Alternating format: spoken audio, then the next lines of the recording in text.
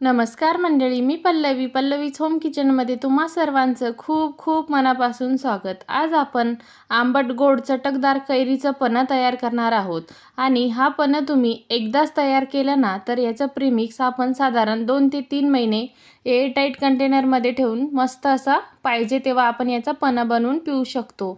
अतिशय सोप्या पद्धतीने आज आपण मस्त चटकदार पन्ह तयार करणार आहोत। त्याच्यासाठी इथे मी अर्धा किलो प्रमाणात कैरी घेतलेली आहे।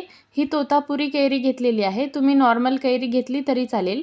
ही थोडी आंबट कमी असते त्याच्यामुळे मी ही घेतलेली आहे। घेतलेली कैरी बाजारातून आणल्यानंतर मिठाच्या पाण्यात अर्धा तास बुडवून ठेवायची आणि नंतर कॉटनच्या कपड्याने स्वच्छ पुसून घ्यायची, कारण जो देठाच्या भागाला चीक असतो ना तो काढून घेणे खूप गरजेचे असतं। कारण आपण आज जे कैरीचं पाण्याचं प्रीमिक्स तयार करणार आहोत ते साधारण आपण 2 ते 3 महिने वापरतो, त्याच्यामुळे कैरी व्यवस्थित स्वच्छ करून घ्यायची आणि देठाचा भाग काढून घ्यायचं। त्याच्यानंतर कैरीला अशा पद्धतीने कट देऊन घ्यायचं, म्हणजे जेणेकरून आपण ज्यावेळी कैरी सोलतो ना आपल्याला सोलायला अवघड जात नाही आणि कैरी पण छान मऊसूत आतपर्यंत शिजली जाते। दोन्ही कैरीला अशाच पद्धतीने 2-2 कट देऊन द्यायचं। आता इथे मी कुकर घेतलाय, कुकरच्या बेसला पाणी घालायचं आणि एक प्लेट ठेवून द्यायची। जर तुमच्याकडे स्टीमर असेल तर तुम्ही ही कैरी स्टीमरमध्ये देखील वाफवून घेऊ शकता, पण आज आपण कमीत कमी पाण्याचा वापर करून कुकरमध्ये कैरी वाफवून घेणार आहोत। छान अशी प्लेटवरती कैरी ठेवून द्यायची, कुकरचं झाकण लावायचं आणि कुकर आपल्याला साधारण 2 ते 3 मिनिटं हाय गॅसवरती गरम करून घ्यायचं आणि नंतर अगदी मंद आचेवरती 15 मिनिटं आपल्याला ही कैरी शिजवून घ्यायची आहे। बघा 15 मिनिटानंतर छान अशी कैरी तयार होते, अजिबात शिट्टी वगैरे काढण्याची गरज पडत नाही। आता कैरी एका डिशमध्ये काढून घेऊया। तयार झालेली कैरी डिशमध्ये काढून पूर्णपणे गार करून घ्यायची। साधारण 10 ते 15 मिनिटं बाजूला ठेवली तर पूर्णपणे गार होते आणि आपल्याला गर काढण्यास सुद्धा सोपं होतं।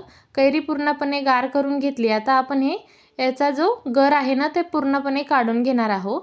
चम्मचच्या मदतीने काढून घेतला ना तर आपण पूर्णपणे व्यवस्थित गर काढून घेऊ शकतो। बघा कैरी छान मऊसूत शिजलेली आहे, त्याच्यामुळे गर आपण एकदम सोप्या पद्धतीने काढून घेऊ शकतो। असं चम्मचच्या मदतीने काढून घ्यायचं, सोपं सुद्धा जातं आणि पूर्ण गर आपण व्यवस्थित काढून घेऊ शकतो, म्हणजे अजिबात वेस्ट होत नाही। आता काढून घेतलेला गर मी एका वाटीमध्ये काढून घेते, कारण आपण वाटीत काढून घेतलं ना तर गर आपल्याला मोजता येतो आणि गुळाचा सुद्धा आपल्याला एक अंदाज येतो। त्याच्यानंतर आपण बियाचा भाग जो आहे ना त्याच्यातला सुद्धा पूर्णपणे गर काढून घ्यायचं। बघा छान असं मी जमेल तेवढं कैरीचं गर काढून घेतलेलं आहे। थोडं कोमट असलं ना तर अजून आपण सोप्या पद्धतीने काढून घेऊ शकतो, म्हणजे कैरीला गर चिटकून बसत नाही, पण हाताला चटका लागतो, त्याच्यामुळे थोडं मी इथे कोमट करून घेतलेलं आहे। गर काढून झालं बघा, मी एका वाटीने मोजून घेतलेलं आहे। आपण इथे 1 वाटी गर घेतलेला आहे, म्हणजे 1 वाटी गर आपला तयार झालेला आहे। वाटी मोठी आहे, छोटे वाटीने मोजून घेतलं तर साधारण 2 वाटी भरतं। आता 1 वाटी गर होता त्याच्यासाठी मी 1 वाटीपेक्षा थोडं कमी गूळ वापरलेला आहे, कारण आपली ही तोतापुरी कैरी आहे ना थोडी कमी आंबट असते। तुम्ही नॉर्मल कैरी घेत असाल ना त्याला 1 वाटी गरसाठी 1 वाटी इतका गूळ वापरायचं, किंवा तुम्ही या ठिकाणी खडी साखर किंवा नॉर्मल साखर देखील वापरू शकता।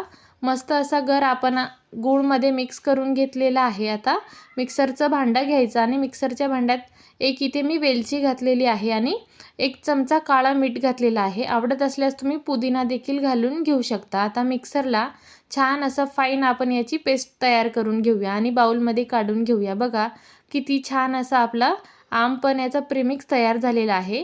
मिक्सरमध्ये करून घेतलं तर एकदम सोपं होतं। मिक्सरमधून छान असं फाईन मी काढून घेतलेलं आहे आणि बघू शकता किती छान घट्टसर, आणि रंगसुद्धा बघू शकता किती छान आलेला आहे। अशा पद्धतीने तुम्ही एकदा तयार केला ना तर साधारण 2 महिने तर हे अजिबात खराब होत नाही। तयार झाल्यानंतर एखाद्या कोरड्या काचेच्या भरणीत भरून ठेवलं तर साधारण 2 महिने आपण फ्रीजमध्ये स्टोअर करू शकतो। फक्त घेताना ओला चमचा किंवा ओला हात नाही लावायचा, म्हणजे अजिबात खराब होणार नाही। आता आपण राहिलेल्या प्रीमिक्सपासून छान असं कैरीचं पन्ह तयार करूया। अशा पद्धतीने तयार केलं ना तर आपल्याला पाहिजे तेव्हा आपण तयार करून पिऊ शकतो। इथे मी थंडगार माठातलं पाणी वापरलेलं आहे, तुम्ही फ्रीजमधला पाणी किंवा आईस क्यूब देखील वापरू शकता।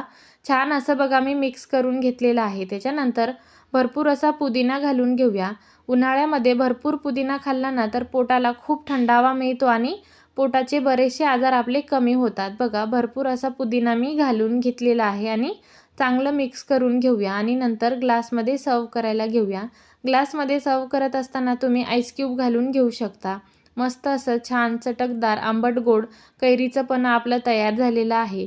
प्रीमिक्स तयार असलं तर पाहिजे तेव्हा आपण असं पन्हं बनवून तयार करू शकतो. तर कशी वाटली आजची ही साधी सोपी रेसिपी मला कमेंट करून नक्की सांगा. त्याचसोबत माझ्या या साध्या सोप्या पद्धतीने तुम्हीसुद्धा घरी असं प्रीमिक्स बनवून बघा आणि त्याच्यापासून चटकदार कैरीचं पन्हं नक्की ट्राय करून बघा. त्याचसोबत चॅनलवरती नवीन असाल चॅनलला सबस्क्राईब करा, व्हिडिओला लाईक शेअर. पुन्हा भेटू अशा साध्या सोप्या नवीन आणि पारंपरिक रेसिपीसोबत. धन्यवाद.